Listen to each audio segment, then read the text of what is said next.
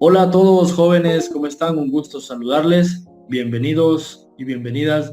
Les saluda el licenciado Víctor Zúñiga, profesor de filosofía, que les acompañará en este proceso.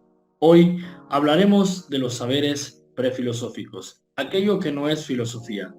Hablaremos del mito, la magia y el sentido común. Son saberes propios previos al quehacer filosófico y que nos brindan las bases para saber lo que no es la filosofía y dónde es que comienza este saber sistemático. Abordaremos cada uno de ellos. Les invito a que me sigan. Comenzamos.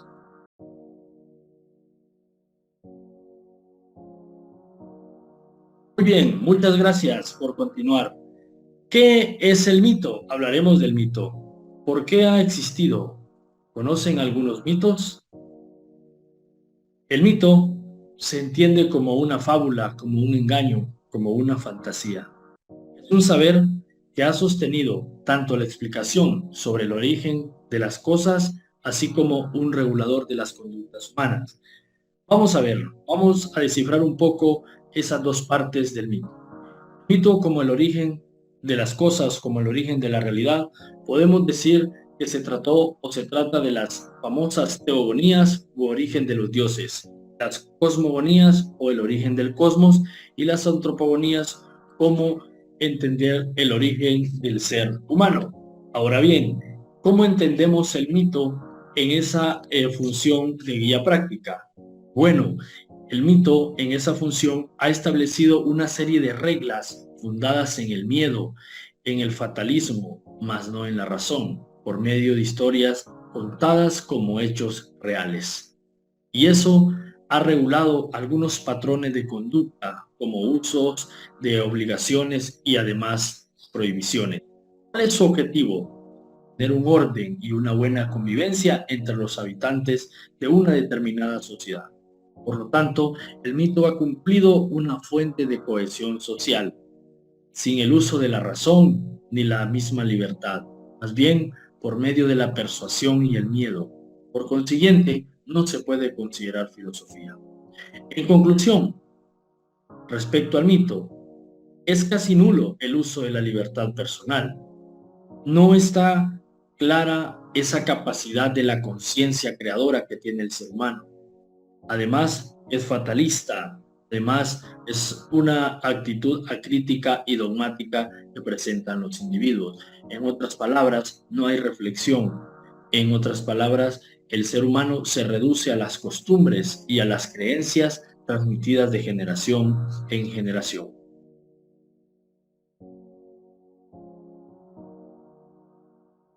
Pasamos ahora a hablar un poco de la magia. ¿Qué entendemos por la magia? ¿Cuál es su función? Hay que decir que la magia está muy vinculada o muy unida al saber mágico.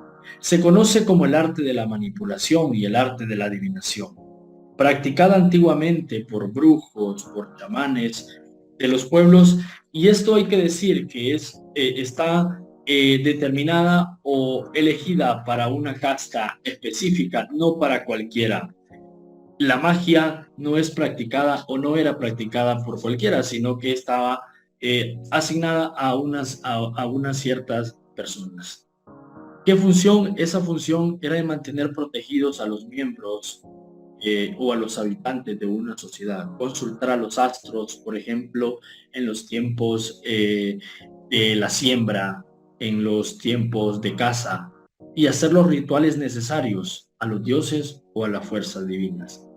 Entonces, la magia carece también de razonamiento, porque hay cosas que no se pueden comprobar. Hay cosas que solo se creen, pero que nadie puede comprobar. Son situaciones que la razón no logra llegar a ellas. Lo que es interesante de la magia es que muchos hechos considerados como mágicos, con el avance de la ciencia, se han demostrado, por lo tanto, ya dejan de ser mágicos porque la razón viene. Y les pongo un ejemplo muy claro y muy sencillo, la famosa medicina natural. En la medicina natural, muchas plantas fueron consideradas como mágicas En verdad no es que eran mágicas, sino que tenían propiedades curativas. Ahora nosotros tenemos, ya sea en la medicina natural o en las medicinas que son procesadas en un laboratorio, pero que su base es una y que antiguamente era considerado como algo mágico. Muy interesante, ¿no? Entonces les dejo una tarea, buscar algunas plantas u hechos considerados mágicos que después fueron comprobados por la razón.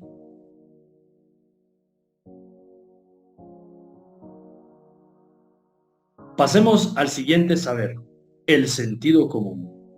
¿Qué se entiende por sentido común o qué es el sentido común? Son ese conjunto de verdades nacidas de mi propia experiencia, pero sobre todo de la experiencia ajena. ¿Por qué? Porque el sentido común pues se va transmitiendo de generación en generación.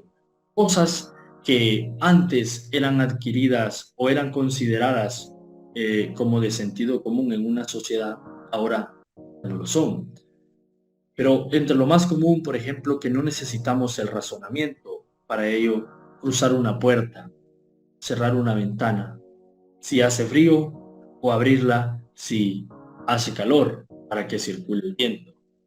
El sentido común puede cambiar una generación, la sociedad, ya que algunas cosas eran muy normales y ahora ya no lo son. Por ejemplo, circular a cualquier hora por cierto lugar o por una calle, hace muchos años, quizás en su lugar donde usted vive, era muy normal hacerlo, ¿verdad? Quien lo hace se arriesga a que lo haga algo. Entonces la gente viene y le dice, no tiene sentido común, parece que no tiene sentido común. Pero es que, pero antes era lo contrario, era de sentido común poder cruzar por ese lugar. En otras palabras, el sentido común no es filosofía por el hecho de que no hay razonamiento, es muy reducido y no busca una explicación de las cosas, sino solo la realización. Las características que tiene este saber es utilitario porque solo nos sirve para hacer cosas. Acumulativo, sí, porque lo vamos transmitiendo de generación en generación y asimismo lo vamos a ametódico, no tiene un método a seguir, solo se hace ya, sin ninguna discusión. Lo mismo podemos decir que es acrítico porque no hay reflexión en el sentido común, lo que importa es lo que se hace, no cómo se hace. Ático, como lo hemos venido diciendo.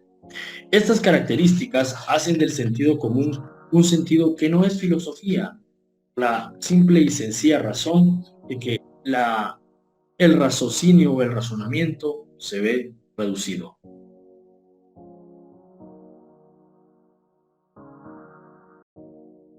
Estimados, para concluir, estos saberes prefilosóficos son formas no racionales de explicar el orden de las cosas y las conductas humanas. El mito, la magia y el sentido común se complementan en la medida de la convivencia y el desarrollo de las sociedades. Ojo, la filosofía no va a venir a aniquilar estos saberes, la filosofía va a venir a superarlos. Entonces, una explicación de la realidad son los saberes prefilosóficos. El ser humano desde sus inicios siempre ha buscado saber, siempre ha buscado conocer, siempre ha buscado la verdad. Diría Ortega y Gasset, saber a qué atenerse. Sigamos pensando y buscando respuestas a nuestras interrogantes. Les espero en el próximo episodio. Un gusto estar con ustedes. Saludos. Hasta la próxima.